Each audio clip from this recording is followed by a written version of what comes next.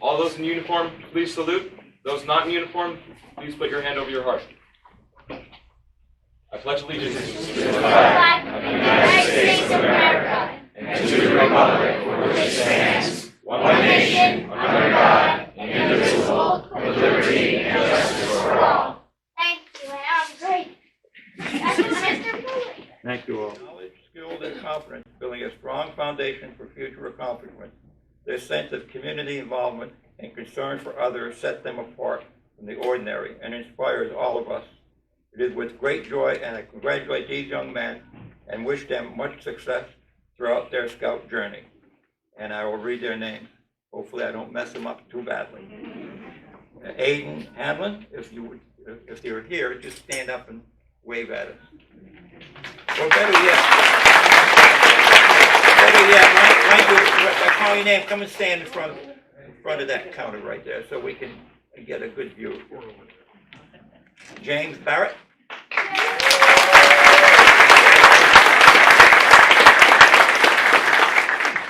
Caden Yosef.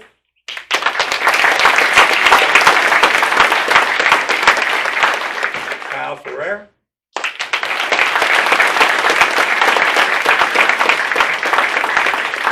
Ryan Smith.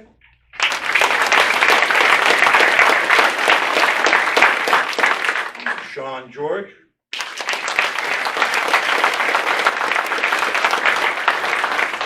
Vincent Palmieri. And Zachary.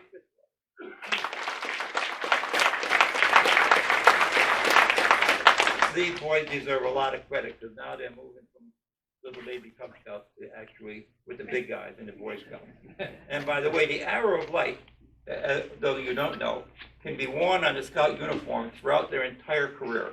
And you'll see a lot of Eagle Scouts that still wear that arrow of light. So it's a very significant part of their maturing into Scouting. And, you know, anybody that knows me, you know, has to just hit the off switch when I start talking about Scouts.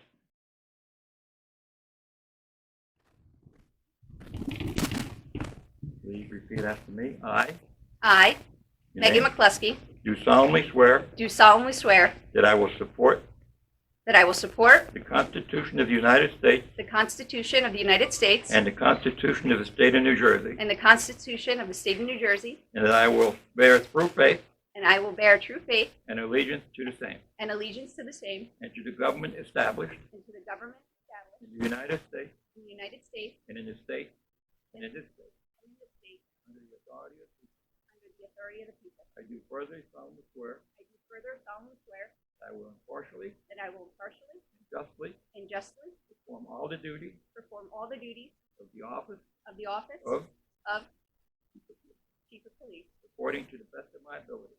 according to the best of my ability. So help me God. So help me God. Congratulations. Thank you.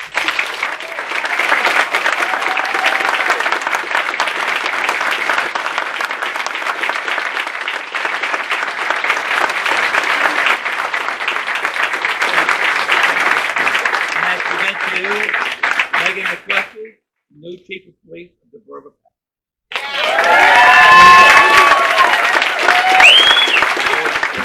Hopatcong. Courage, integrity, and justice.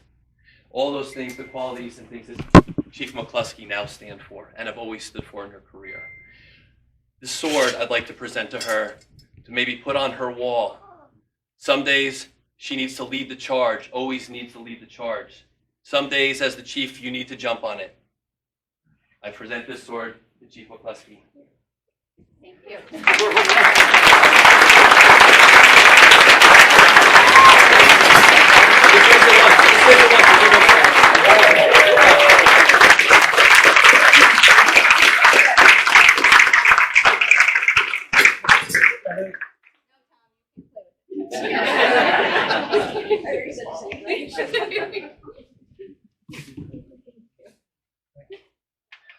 I gotta see if I can borrow that sword for maybe a trip down to Trenton or something. Whoa. I need to take a good There you go. Well, listen, I just want to say and congratulate the chief. Chief, you know how to pack a room, let me tell you something. And we just want, on behalf of the Sunman Parker Space, Senator Howard, we just want to say, first of all, thank you to all the police officers, firemen, and the first aid squads. Thank you very much for everything you do for us, everything you've been through. And Hopatcong, you're making history. So this county first, chief, right? And I love the story about your mom. Where's your mom? Right here, right? Rita and I, we have 5 kids, right? I'm not so sure I would do that, but I know Rita would do that. I'm telling you right now. So thank you so much for everything. And your children, right? Yes. Right here? Emma, Tommy. Well, congratulations. Proud of mom, right? Give me a thumbs up, right, for mom? All right. Thank you very much. Thank you. Keith, congratulations.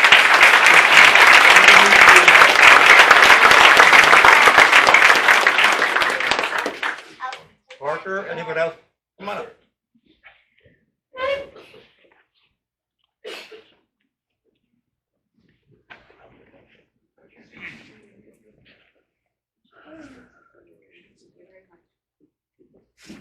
Once again, just as Steve said, I want to congratulate our new chief. If I knew he was going to be speaking, I would have probably wore pants and put something more fancy on, but, you know, sometimes that's me. But once again, like you said, with our, the Hopatcong Council and the mayor, I think they did a great job on it.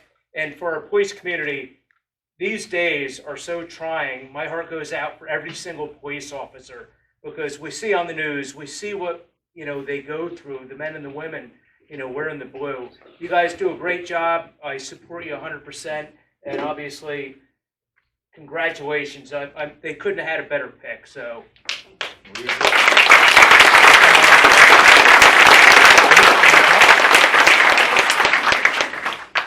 Anyone else want to speak? You're welcome.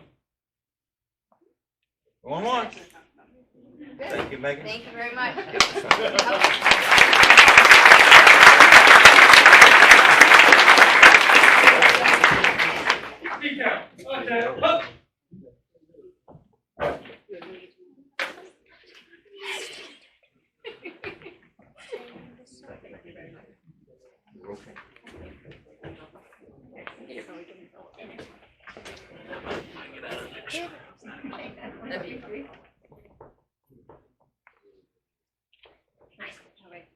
Thank you, everyone.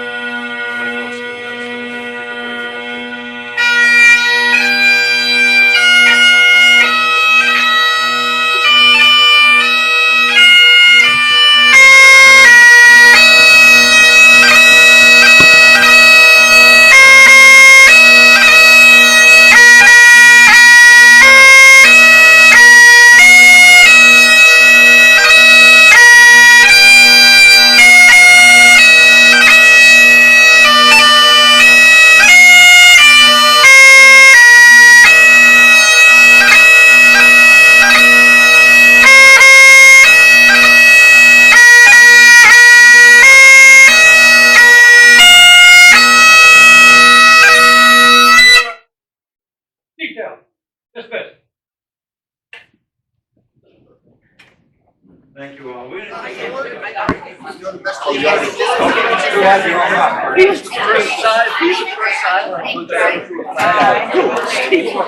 Oh, yeah. He wasn't even on the field. All right, the meeting is back to order. All right, meeting to order. Meeting back to Meeting in order. order. All right, here we go. I'd like to state that this meeting is being held in compliance with the provisions of the Open Public Meetings Act, PL 1975, Chapter 231. It was properly noticed and has been posted and certified by the clerk. We've already called the roll. I'll open up the meeting for a public comment. An opportunity is given to the public for commentary. Comments are limited to one comment or no more than 5 minutes. Second. All in favor? Aye. We're back. We're back. We're here. Public comment. Who's up? Come on up, Mary. Come on up. Just stand here. Yep, just stand there and talk. Okay. I'd like to congratulate Chief McCluskey for rising through the ranks and attaining the rank of Chief of Police. That said, I would like to share 2 observations regarding this appointment. First, Councilman Hofferkamp noted in the Hopatcong Lake Regional News that the appointment of Megan as chief shows that Hopatcong is progressive, diversified, and is consistently adapting. However, last year, the mayor and council approved Resolution 2021-120, appointing John Young, Ryan Smith, and Mr. Hofferkamp as commissioners. Councilwoman Johnson was on the committee before. We have all men now on the commission instead of taking her from committee member to commissioner. Given the borough's focus on diversity, why only men as commissioners? We have Councilwoman Roberts and Johnson that could have been put on. It seems to tarnish the spin that Councilman Hofferkamp wanted to put on this appointment. Additionally, Councilman Hofferkamp, women have been members of the police force for decades and promoted on merit, and definitely not because the borough is being progressive. Calling Chief McCluskey Megan in the paper diminishes her. Would you have called Chief Brennan Robert? Somehow I don't think so. Brad, now would be a good time to apologize to Chief McCluskey for your biased comment and to tender your resignation as a police commissioner. Thank you. Next up. I would like to make a comment, excuse me. I was actually on a part of the police committee myself, and I was taken on. Thank you. I'm talking Next about up, diversity. this is not a discussion, this is a No, comment. Thank you very much. Next up, specifying diversity. more public? Going up, bring your cake too. Yes, may I address you ladies and gentlemen?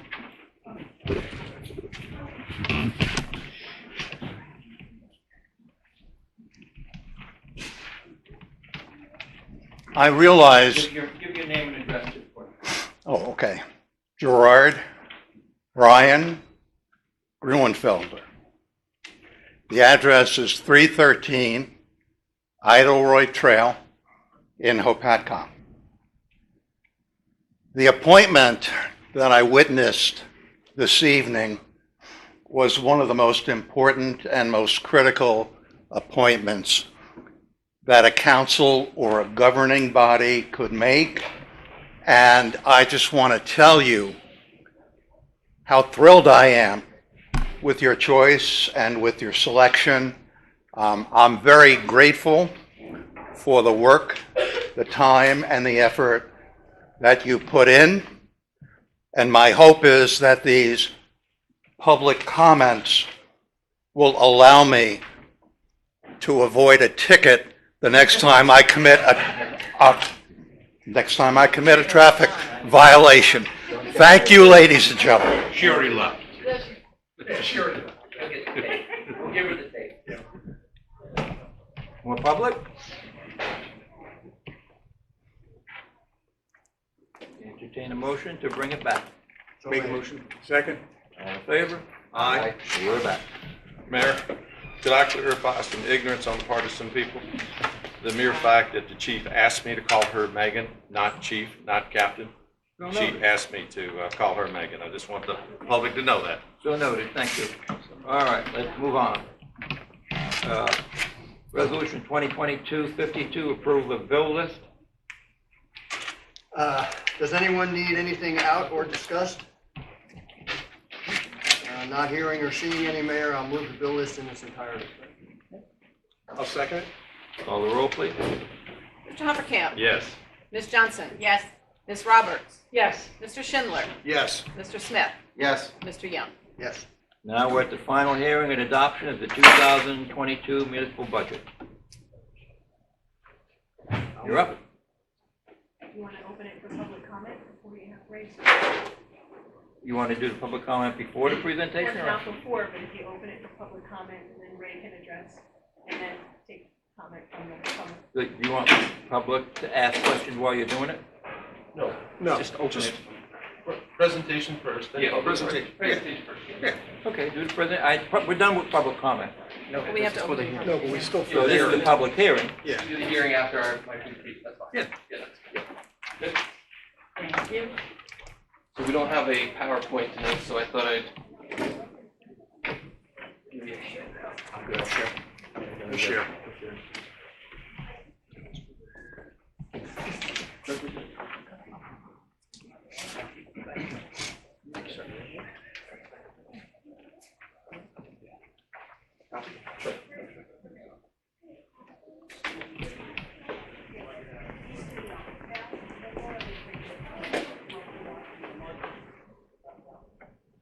Stand over here, okay, for everybody? Yeah, you're good. Okay. So for those of you that I haven't yet met in person, I'm Ray Sarinelli, the auditor for the borough. I thought I'd start tonight by reviewing a summary of the general budget, honing in on some of the areas that stand out to me. Talk a little bit about taxes and the tax rate, kind of give you my thoughts and impressions on the budget, then review the water and sewer utility budgets and give my thoughts on those as well. So let's start on the first page. We're looking at the Hopatcong Borough budgeted revenues. And you'll see that the budget is summarized here. So you have fund balance, you have your local revenue, state aid, grants, miscellaneous revenue, delinquent taxes, and taxation. And so you'll see at the very top is your fund balance, and that's very important. You want to, Hey, Ray, hold on 1 second. Does anyone need a copy? Yes. Fine. We should at least have copies. I think there's 2 over here on the end. Yeah, for news. Since we don't have. Thank you. Present.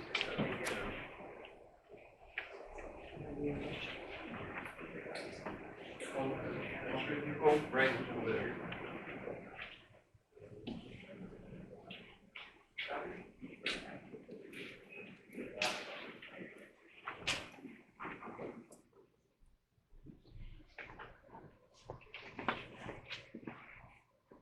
So you see there at the top is the fund balance, and the use and regeneration of fund balance is very important in the budget, and you want to have something that's stable. You can try and repeat year after year. You don't want to use too much or too little. It's a little bit of a balancing act, and for right now, that 1.9 million number seems to be a very stable number that can be repeated through the budget process and utilized viably. It can be regenerated. So then as we go through, you have your local revenue, your state aid, grants, miscellaneous revenue, and delinquent taxes. And you notice there's a variance on the right-hand side, and you have some decreases in your revenues. And in New Jersey and Municipal accounting, you can only anticipate what you received in cash in the prior year. And so what we're seeing a little bit of there is the effects of the pandemic. And the pandemic wasn't really an expenditure-related problem for municipalities, it was a revenue-related problem. So there weren't these exorbitant expenditures that needed to happen, and really whatever expenditures did happen outside the normal course were covered by grants received from either the state or federal government. So in this case, there was a stagnation of your revenues, right? We saw interest rates are at historical lows. Tax collection actually went up. So your interest on delinquent taxes actually went down. So you have a lot of fluctuation in your revenues, some decreases in your revenues, and so you have to meet that demand through the budget. So you have some decreases there. The decrease in delinquent taxes is actually a good thing. Like I said, you have a higher collection rate. You can't anticipate as high an amount in the following year because you collected so much. Very good for your fund balance. Hurts a little bit in the budget, but overall a good thing. That means people are paying their taxes, so that's good. And then obviously the biggest chunk is taxation, and now that's for every municipality. The support of the budget mainly comes from taxation. And so you see an increase of the levy of about $25,000. We're going to talk about that in a little bit. So that's the revenue side of your budget. You'll see the budget as a whole is down about $55,000. So if you flip the page, we're looking at appropriations. And this is really the driving force to your budget, right? I'll say this, it's not necessarily true here, but revenues are very hard to come by in a municipality. You're not a business that can just go start a new line and generate new forms of revenue. I hold back on that a little bit because every time I come here, you have some new revenue that you're looking for. So you guys do a very good job of doing that, but it's very hard to come by substantial amounts of revenue. And so the appropriations are really what driving your budget, right? You have the needs of your taxpayers that need to be met. Roads need to be paved, garbage needs to be collected, those types of things. So you need to ensure that the budget is adequate and meeting the demands of the taxpayers. So as you go through, you have your general government, insurances, public safety, public works, solid waste, health and recreation, utilities and statutory expenses, debt and capital, grants, and the reserve for uncollected taxes. And again, if you look at the variances, you have some minor increases, which is expected, right? We're experiencing some pretty high inflation, and you need to meet the demands of that, and having the appropriate amount of expenditures to meet the needs of the town. Now, the two biggest things you'll see are some very substantial decreases in insurances and public safety. So a new insurance policy or a new insurance program was initiated for the 2022 budget, resulting in some pretty significant savings in insurances. And contractually, there were some contractual negotiations that resulted in some savings in public safety. And so, as I said, appropriations are driving force behind your budget. And when you see some very significant savings in your operation, it's really going to help keep that tax rate a little bit flatter and take less pressure off that. Also, the way in which you receive those savings is very, very important. They're in your operations, which means they're repeatable. Next year, you're starting from that base in your operation. So it's a sustainable over a number of years. It's not a number that's fluctuating where it's going to go down one year and up the next. It will go up next year, but you're not going to see a huge fluctuation. We know what the insurances are. We know what the public safety contract is. So you're seeing some repeatable savings, which is very good and sustainable through the budget. So then we flip to the next page and you'll see the tax rate. And so we saw a $25,000 increase in the levy, which when I calculated it out, I think it was 0.18% of an increase in the levy. And so when you look at that compared to the rate, the increase in the rate is actually 0.00012%. It's actually even less. I would call it zero. That's just rounding up by an accountant. But so you have a 0.07 increase in your rate, which is essentially to an average taxpayer $1.50 for the entire year for everything that you're doing for the town. So that's your tax increase for the year. So to me, that's a fairly flat tax. And a lot of that is attributable to the savings that you're seeing in the appropriations, but also, if you look on there, I put the ratables. You have $2 million in new ratables, which is generating about $20,000 of new taxes. So a previous taxpayer, of that $25,000, all your previous taxpayers are only paying roughly $5,000 of that increase in taxes. So, when we see growth like that, it's a good sign for the town. It means people see it as a place they want to invest. So it's very good to see those types of investment in the town. People are building and investing in themselves in the town. So it's a very good thing. So that's your taxes. So my impressions on the budget, you have a good sustainable budget that has lowered your operating costs. When I look at it as a long-term plan, it meets that need. It's a sustainable over a number of years. When I look at things and how they could affect you down the road, some things like your debt and your capital, those are things that can affect you down the line. Right now, your debt and capital plan, as it isn't going to affect your tax rate. But if you have some unforeseen costs in there or some big projects that you want to do, it's going to put some pressure on your tax rate.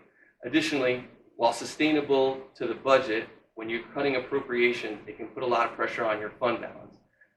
There's a 2-year budget cycle for a municipality where things that you budget in, let's say 2020, come back into the budget, come back into fund balance a year later if they're unspent. So there's 2 years. If you budget it in 2020, it comes back in at the end of 2021. So you 2-year budget cycle for your expenditures. And so as you start to cut those, it can put pressure on your fund balance. Now, your fund balance is very strong right now, so I don't anticipate there being an issue. And if there is an issue, it's something you can address through the budget over time because you're in such a strong financial position. So long term, those are some of the things I see on the horizon. Good financial position is supporting your budget. And as we move through over the number of years, you'll have to address those things should certain issues arise. Any questions on the general operating budget before we talk about water and sewer? Well, I meant you guys. All right, we'll open it up. Okay. So if you look, the last 2 pages are the water and sewer utility budget, and they're primarily comprised of fund balance, your local rents, and in this case, in your water utility, we're anticipating some capital fund balance. And we're doing that to offset a one-time expense that we're experiencing in debt service that hopefully we're going to work through over the next couple of years related to some of the projects that you're working on in the water utility. So sewer is pretty much built the same way. You have fund balance and your local rents. In this case, we're not anticipating any of the capital fund balance. And on the expenditure side, you have salary, wages, other expense, debt, service, capital, and your statutory expenses. And so when I look at both of your utilities, they're running very tight on the budget. So very similar to how the current fund is operating. You're trying to keep costs to a minimum and relying on your rents. So that's what I mean when I say it's running tight. The problem is in your water and sewer utility, they're not as strong financially as your current operation is. So we're really going to have to keep an eye on that as we move forward. Particularly, the water utility has a lot of big projects going on. In the sewer utility, there's some debt service that's coming up in the next few years. It's going to put a lot of pressure on your rates to try and meet the demands of those things. So in this budget, it's well put together, it's satisfactory, everything looks good, but it's definitely something we're going to have to keep an eye on. Just because those utilities aren't, they're not in a bad position, they're just not as strong as the current fund. So as we move through, especially with these bigger projects on the horizon, I know everybody's been working hard at trying to get grants for them. The ARP funding went into the water utility to try and deal with some of the projects there. So you're doing everything you can, but there's only so much you can do when there's a big project like that to support those projects. So that's what I see in the sewer utility. So overall, it's a good budget. It has some pretty good long-term planning in there, but it's definitely something we're going to continue to revisit every year. Make sure it's financially sound for you. So that's my overall take on the budget. I would say I'll turn it back over to you, and you can open up to the public. If they have questions, I'll answer those as well. I'll entertain a motion to open to the public. So moved. Second. Favor? All right. Okay, it's open to the public for any questions on the budget. Come on up. Yes. Thank you, Mayor. I was considering changing my name to G. Brian Gruenfelder because it sounds so much more impressive, but it actually is Gerard Brian Gruenfelder, 313 Idleroy Trail in Hopatcong. My question is for the auditor. Only if necessary does the borough have a credit rating, and do you know what that credit rating is?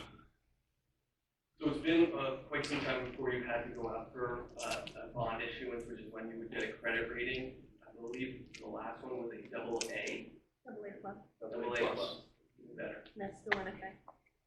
Oh, that's terrific. Thank you.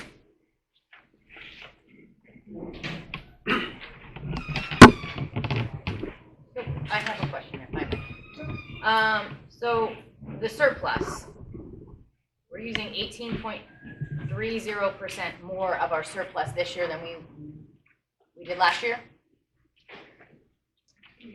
Jennifer, what page are you on so I can follow? I'm on the user friendly because No, I know. First page? the third page. 1, 2, 3, okay. The user-friendly budget is not in front of you. Oh, that one, okay, yeah. So the user-friendly budget compares last year's to this year's, and then it gives a variance percentage similar to what Ray made up in his presentation. So yes, overall, that's all 3 fund balances for all 3 operating funds, and we are using 18% or $476,000 more than what we used in 2021. Sorry.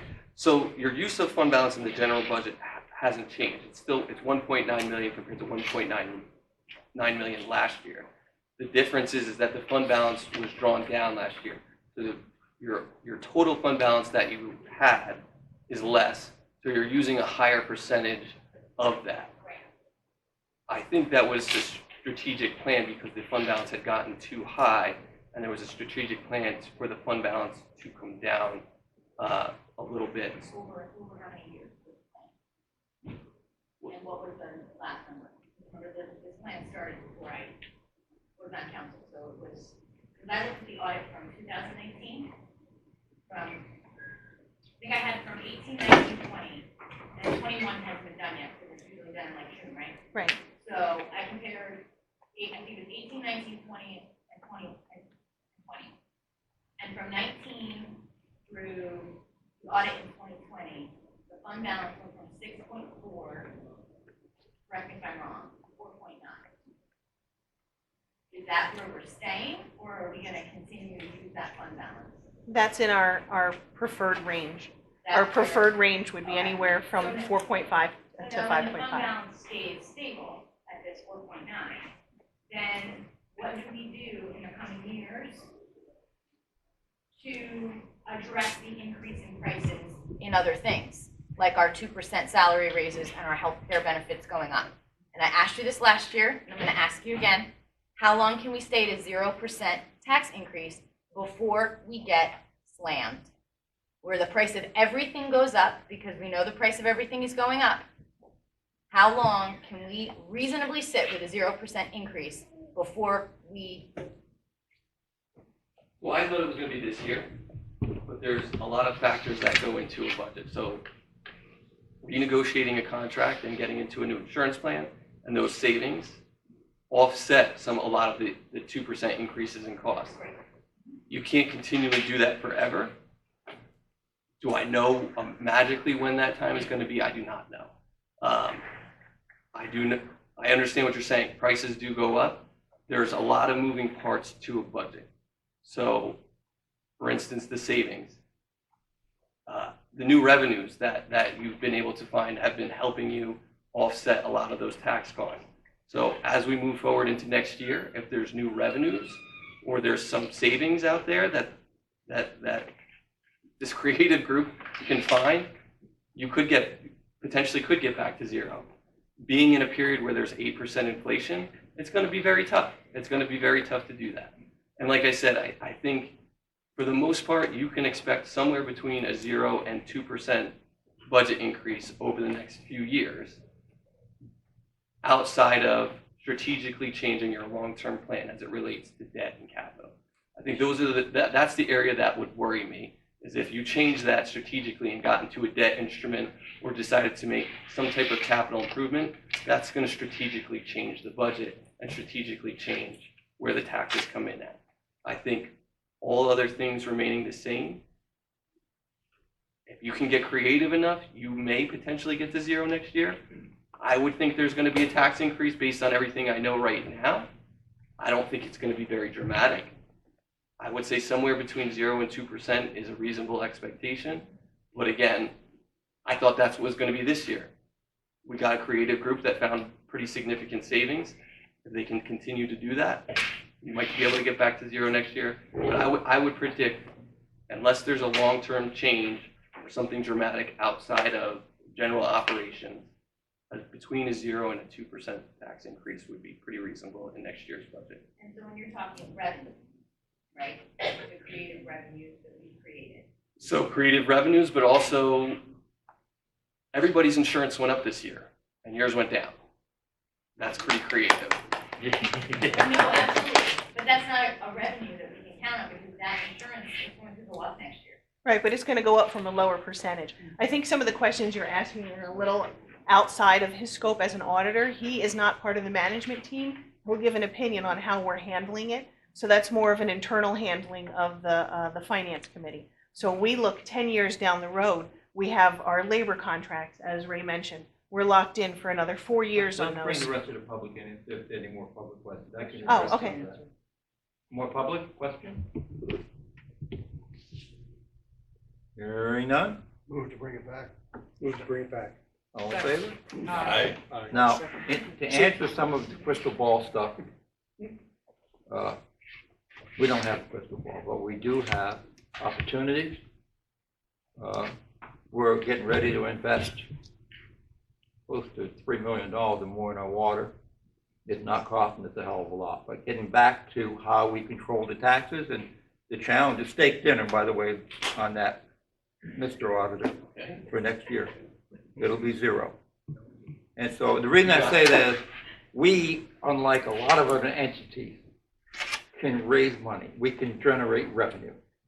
To expect everything to stay flat on that end of what we do is not accurate. As a matter of fact, it's just plain wrong. And I'm going to say that because, you know, for as much of the heat that we took with the pilot program and redevelopment and people not understanding that concept, we have a pilot program now in River Styx.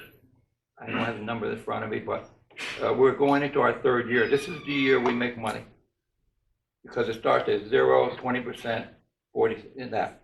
So, and by the way, the money generated from that, 90% of that money, 95% of that money goes to the borough.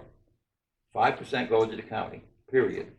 And so as that money grows, what normally would generate, for example, $100,000 is going to generate $250,000.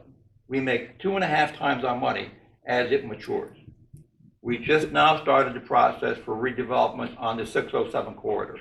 That's from, let's say, from Borough Hall to the State Park, with limitations. So the Land Use Board acted on that last night. The council will be getting the result of that after we get the funding for that study from the Highlands Council. So the first step was last night. And so when you look at the potential for improvements, and I don't have a number, but say for example, say for the sake of argument, the Lakeside Tire owns that whole mountain. So they say, we're going to improve our property, and of course the pilot program is only on improvements, not property. And they invest $1 million. So the first year or two, we don't make a lot on that, but at the end of the 5 years, we make 2.5%, 2.5 times that money. So that is long-term, and our CFO is tasked with a 10-year plan. So we don't plan, we're not planning next year. We're planning for 10 years from now. I might not be around, we might not be around, but there'll be a plan in our CFO's office that shows some projection of where we're going to be financially in the next 10 years. And of course, it keeps going down that view, that we will be very aggressive on raising revenue wherever we can. I'm talking to solar people now to put solar on all the roofs of, you know, the Borough Hall and the DPW and the Park and Ride. And the object there will be to generate some revenue by not having an electric bill with reverse metering. I don't know if that's going to happen, but that's always out there. I just spoke to the senator tonight about the opioid money, that big settlement that was just done. So I want a couple $100,000 of that money for our police department for interdiction, for our municipal alliance for interdiction. So that offsets a lot of money from other places. So that's what even our auditor doesn't know a lot of them details, but you do now. And so we're dead serious. And Lorraine and Ron would tell you, I'm a little bit of pain in the neck with stuff because sometimes I'm a little demanding on that to let's look at this, let's do that, let's look at this. And so, and the reason for that is we have to be very aggressive because the money's out there. We have to go get it and figure out how to get it. We have to figure out how to bring people into town to invest in our town. We've been doing decent on that. And the new apartments that were approved in back of the hair salon there, well, they're in our area and need a redevelopment if we approve it.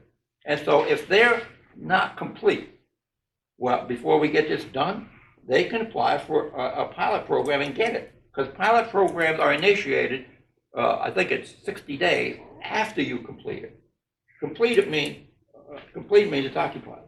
And so they could be working on that for another year or two while we're working on that. So it's always a plan on how to create revenue. If we were flat, if we could never do that, I would say you really have a good concern. But we have to be creative on how we can bring money into town to pay for things that we would normally be asking the taxpayers to pay for. And we've been doing halfway decent at that. So you know, you can't, and the auditor can only answer auditor questions. He doesn't know what's on my mind. He don't know how we're going to market our town. So if he says we're going to have a tax increase next year, That's just a challenge, more of a challenge to me, to make sure that we don't. And so that makes our job, that's our job. Our job is to make sure that our citizens, our constituents, have an affordable place to live, but yet give them the quality of service that they deserve.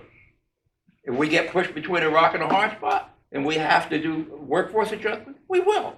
If we have to do shared services, we will. But we have to be that fluid and that flexible in our methodology and our practices to be able to do that. So if we get stuck in one place, say, "Oh, we're never going to lay anybody off," that's false. I would never say that. Do we want to? No. Do we have to make adjustments, cross-train? If someone leaves, we don't replace them. We're already doing that. And so, it's not always in everybody's comfort zone, but I can tell you that our focus, the focus of this administration, is to stay with the zero tax increase. And I don't care what the auditor says. Zero is possible. You gave him a range. You gave him a range. It's not likely, so that's generous there. You gave him a range. And so, worst case, if we have to raise taxes 1%, I will not be a happy camper. But if that's the worst case we have to do, I'll challenge any other town that has the challenges of the town such as ours to do as well. And that's because of the skills and the abilities of people who we have, including us, including the governing body, to make sure we dot them I's and we cross them T's. And when we start talking about redevelopment, area need to redevelopment, we need to understand it, understand why it's significant to the growth of our revenue and our town. So if you want people to invest in your town, you got to give them a reason to do that. That's our job. And when people invest in the town, the economy follows, and our zero tax increases continue or damn close to it. Point that the general public should see and keep an eye on, it's a good indicator for the borough and the health of the borough, is look at our land use meetings and look at how many applications are coming through our land use board for improvement. Look at our applications for new construction. There's been a historic roll on that in the last 2 years. And we're not slowing down at all. We got full meetings throughout all the rest of this year, and we're going to ask the board to have an extra meeting in June because we can't keep up with the applications. And it's all about improvements and then raising the value of our town. Exactly. Which helps. So if you want to see an indicator of how our town is doing on unpredicted revenue that we'll show you next year on a zero increase, is going to be from the efforts of those activities. That's just one. There's many more out there, but that's a very good thermometer to look at us and to say, how busy is our borough? How much of our borough is growing? How much of our borough is redeveloping, as we will see from landing all the way here when that plan is done. So that's just my point to the public to look for. And I don't like to be land poor, so if we're not using a piece of property, I'm telling you, we're going to try to sell it. And we've been doing halfway decent at that. The other wild card is our school. I have committed to work with them. Our finance people are working with the school administration, and we're trying very hard to use some of our models. At school, a little harder to raise money, but there are some opportunities that we're brainstorming with them, and whatever skills we have that can help them helps the town. So I'm not helping the school. I'm helping you all. If we can help the school, then we're obligated to do that for our people. So that's kind of what we do and why and how. And I can't tell you the answer because I never know. Opportunity comes, we're going to go after it. Grant money, give me one of each. And so it's true. And aside from my CFO and my administrator, I drive our grant people crazy too, because I do have a copy, and I printed out the copy of the new infrastructure bill that everybody criticizes. But it's here, the money is there, it's up to us to go get it. And everybody else is going to get it, and I'm going to try too. So every little bit helps. More questions? All right. Mayor, I'd like to make a motion to pass our budget. Second. Call the roll. Mr. Hoppercamp? Yes. Ms. Johnson? Yes. Ms. Roberts? Yes. Mr. Schindler? Yes. Mr. Smith? Yes. Mr. Young? Yes.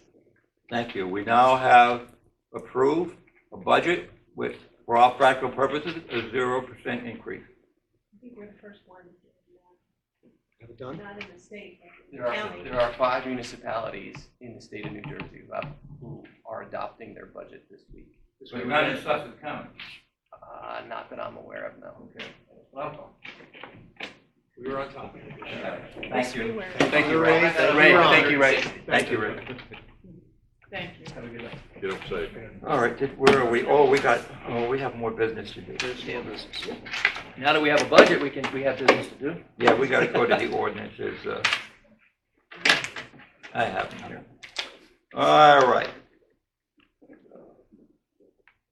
Ordinance introduction, ordinance 5, 2022, auction of property, 632 Durban Avenue and 6 Yale Way.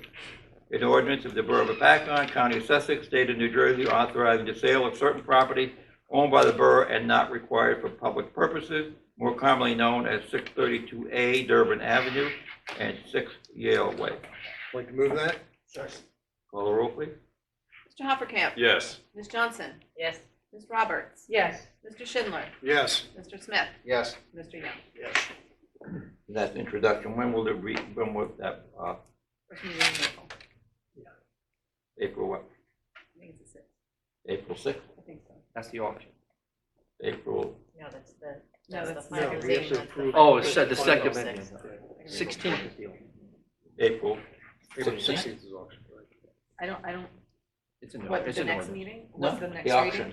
Oh, the auction will be the second, I don't know. All right, second meeting in Dates are April. All right. April 20th. April 20th. Next up. 20th? Auction will be April 20th.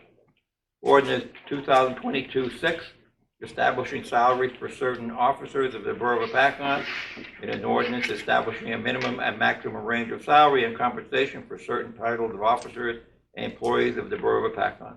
So moved. Second? Call the roll, please. Mr. Hoppercamp? Yes. Ms. Johnson? Yes. Ms. Roberts? Yes. Mr. Schindler? Yes. Mr. Smith? Yes. Mr. Young? Yes. Final reading is when? April First meeting in April. 6th. April 6th. April 6th? Okay. I'm glad you read your calendar, John. Ordinance 2022-7, capital ordinance providing for various capital improvements and sewer improvements by and in the Borough of Hopatcong in the County of Sussex, State of New Jersey, appropriating $1,275,000, therefore $900,000 from the General Capital Fund and $375,000 from the Sewer Capital Fund to pay the cost thereof. So moved. Second? Call the roll, please. Mr. Hoppercamp? Yes. Ms. Johnson? Yes. Ms. Roberts? Yes. Mr. Schindler? Yes. Mr. Smith? Yes. Mr. Young? Yes. Ordinance 2022-8, bond ordinance providing for various 2022 capital improvements and water utility improvements by and in the Borough of Hopatcong in the County of Sussex, State of New Jersey, by the borough appropriating $492,000, therefore, and authorizing the issuance of $474,400 in bonds or notes. So moved. Second? Call the roll, please. Mr. Hoppercamp? Yes. Ms. Johnson? Yes. Ms. Roberts? Yes. Mr. Schindler? Yes. Mr. Smith? And that Yes. would be Mr. April Young. 6th. also. Yes. Final hearing, there are none. Resolutions. Resolution 2022-53, base salary for management personnel. So second? Call the roll. Mr. Hoppercamp? Yes. Ms. Johnson? Yes. Ms. Roberts? Yes. Mr. Schindler? Yes. Mr. Smith? Yes. Mr. Young? Yes. Resolution 2022-54, transfer of appropriation reserve snow trust. So moved. Second? Call the roll, please. Mr. Hoppercamp? Yes. Ms. Johnson? Yes. Ms. Roberts? Yes. Mr. Schindler? Yes. Mr. Smith? Yes. Mr. Young? Resolution 2022-55, transfer of appropriation reserve store capital. So moved. Second? Call the roll, please. Mr. Hoppercamp? Yes. Ms. Johnson? Yes. Ms. Roberts? Yes. Mr. Schindler? Yes. Mr. Smith? Yes. Mr. Young? Yes. Any old business? New business, well, that was swearing in of Megan and so, Mayor, we- can we talk about going back to in-person? Would that be? we are. Well, yeah, I just wanted to. Get used to it. I didn't know if that was, hey man, I'm all about, I'm good, but like, I just wanted to make sure that that's. Yeah, depend, our numbers are great. Oh, I don't have, I was gonna print them out. And so this month, think there were To date. 13 new cases in Sussex This County month last to week. date, we're at 14 positive cases in the borough.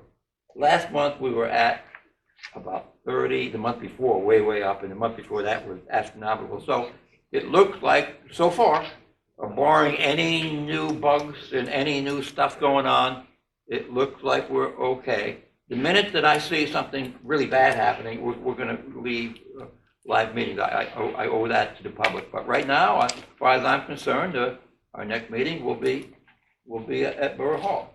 And so it's a fluid thing, and I go by the science and by the recommendation from the State Board of Health and the county, and so far it looks like we're okay.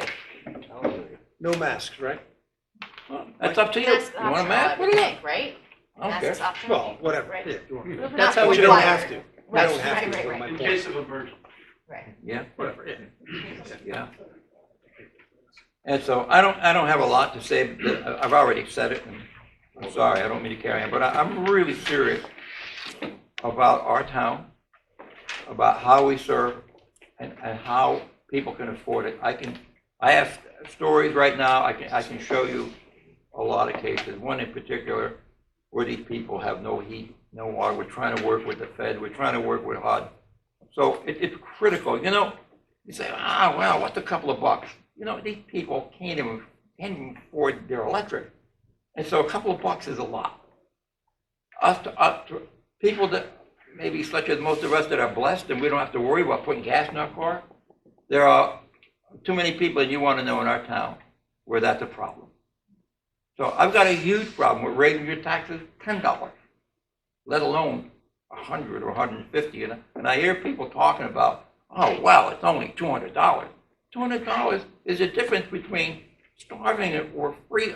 It's significant. And so that's why I'll be dedicated to hold the line. You can never say that you're gonna lower, because that's near impossible, and that would be a lie. But we can certainly keep our balance and hold the line as best as we can for our people. And that's our challenge. That's our challenge as administration. That's our challenge as elected officials, to make sure that our town's affordable and that we don't arbitrarily say, that's no big deal. It is a big deal. It's a big deal to more people than you know that are really having a hard time with this economy. And it's not getting better. It's not getting better. I wish I could say it is. It's not. So if we can hold the line and we can help some of these poor people more than not, I think that's our job. That's our mission. So I'll entertain a motion to adjourn. So made. Second. All in favor? Aye. We're done. Thank you all. Thank you.